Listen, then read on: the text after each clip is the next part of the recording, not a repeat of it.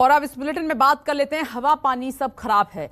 अभी तो हालात यही दिखाई दे रहे हैं कि दिल्ली एनसीआर में प्रदूषण का स्तर लगातार बढ़ता जा रहा है, जबकि खतरनाक होता जा रहा है। बल्कि हवा में जहर दिवाली के बाद से लगातार घुल रहा है। दिल्ली के कई इलाकों में AQI 700 के पार है। आसमान में स्मॉग की मोटी परत दिखाई दे रही है, छाई हुई है। और इस प्रदूषण से फिलहाल दिल्ली और एनसीआर को कोई राहत मिलने की उम्मीद दूर दूर तक नजर नहीं आ रही है। सांस लेना मुश्किल हो गया है। जहरीली हवा होने की वजह से लोगों को आंखों में जलन, सांस लेने में परेशानी, घुटन, गले और नाक में खराश जैसी समस्याएं हो रही हैं लगातार। दिल्ली एनसीआर में बढ़ते प्रदूषण का मामला एक बार फिर से सुप्रीम कोर्ट पहुंच चुका है और सुप्रीम कोर्ट इस मामले में आज सुनवाई भी कर रहा है। CJI NV Ramana, justice Chandrachud और जस्टिस सूर्यकांत की स्पेशल बेंच प्रदूषण के मामले की सुनवाई कर केंद्र और दिल्ली सरकार को कड़े निर्देश दे रही है। और कई सवाल भी सुप्रीम कोर्ट की तरफ से पूछे जा रहे हैं, क्योंकि मात्र पराली ही नहीं, कई कारण हैं प्रदूषण में इजाफा करने को लेकर। और एक बड़ी खबर का रुख कर लेते हैं। दिल्ली में वायु प्रदूषण को लेकर सुप्रीम कोर्ट में सुनवाई जारी है। सुप्रीम कोर्ट की स्पेशल बेंच कर रही है सुनवाई। केंद्र ने पराली को लेकर क्या कदम उठाया, ये CJI ने पूछा है। और दिवाली पर पटाखों की पाबंदी को लेकर क्या कुछ हुआ है, ये भी सवाल सुप्रीम कोर्ट की तरफ से पूछा गया। गाड़ियों से होने वाले प्रदूषण को रोकने के लिए क्या हुआ है, ये तीसरा अहम सवाल पूछा। सुप्रीम कोर्ट ने सरकार से पूछा कि प्रदूषण को रोकने का तत्काल उपाय क्या है। प्रभाकर मिश्रा सुप्रीम कोर्ट मौजूद हैं, सीधे उनका रुख कर लेते हैं। तो कई कड़े सवाल पूछे हैं प्रभाकर मिश्रा सुप्रीम कोर्ट ने सरकार से।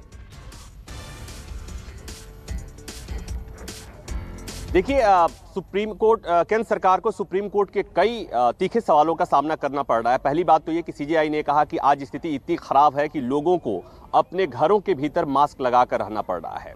केंद्र सरकार से पूछा गया कि इस प्रदूषण को रोकने के लिए क्या आपके उपाय हैं।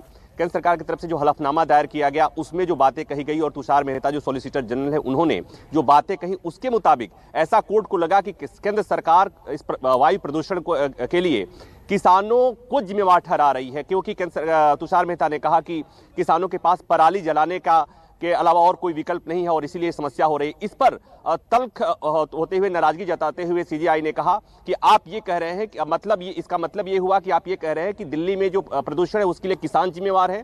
तो अगर किसान जिम्मेवार हैं तो दिवाली में पटाखों की पाबंदी को लेकर क्या हुआ, दिवाली में जो दिल्ली में जो गाड़ियों से प्रदूषण होता है उसके लिए क्या हुआ। तो कुल मिलाकर ये कि सुप्रीम कोर्ट को इस बात पर आपत्ति थी कि केंद्र सरकार के इस दलील से कि पराली ही दिल्ली और NCR में वायु प्रदूषण के लिए जिम्मेवार है। और बार बार कोर्ट ये केंद्र सरकार से पूछ रही है कि अगर पराली की समस्या पर फिलहाल कोई इस तरह से कोई समाधान नहीं निकल रहा है तो बाकी जो चीजें हैं, बाकी जो कारक हैं प्रदूषण के लिए, कोर्ट ने कहा कि 70 to 80% जो कॉजेज हैं पॉल्यूशन के, उसके लिए अन्य कारण हैं, जैसे गाड़ियों के द्वारा फैला हुआ प्रदूषण, इसके अलावा और भी प्रदूषण है। तो उसको रोकने के लिए सरकार क्या कर रही है और केंद्र सरकार उसको जवाब देने की कोशिश कर रही है। तुषार मेहता जवाब देने की कोशिश कर रहे हैं, कोर्ट संतुष्ट नहीं दिख रहा है।